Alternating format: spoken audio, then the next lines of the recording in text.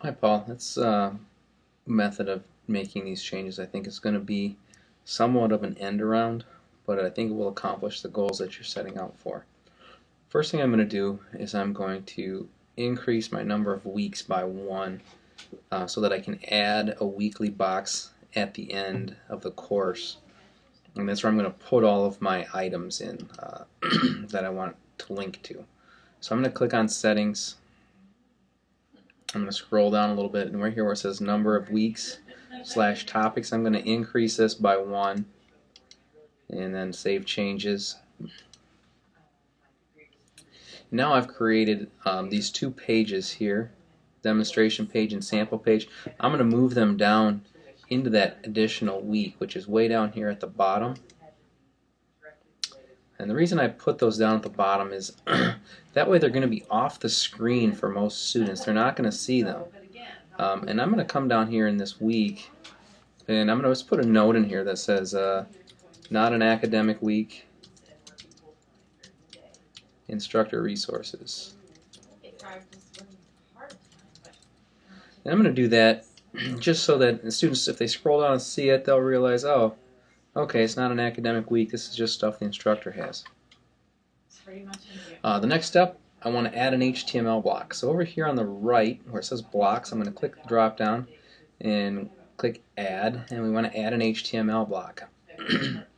Now the block just adds. I'm going to move it up a little bit just by clicking the up down arrows here, and then I'm going to modify it. So I'm going to click on the little arrow, or the little not arrow, the little hand with the pencil icon, or the configuration button, and I'm going to name the block instructor resources, and in here I'm going to put demo page and sample page.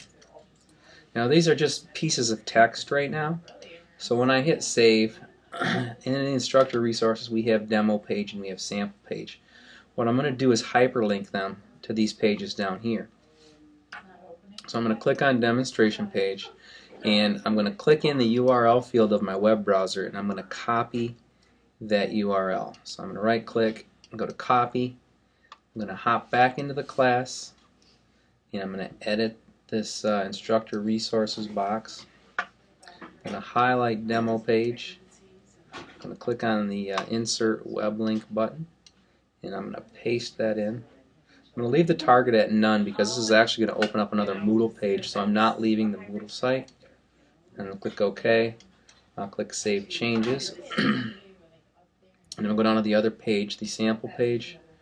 I'm going to click up here again in the URL field, right click and copy, go back to the course site. I'm going to edit the instructor resources. I'm going to highlight sample page.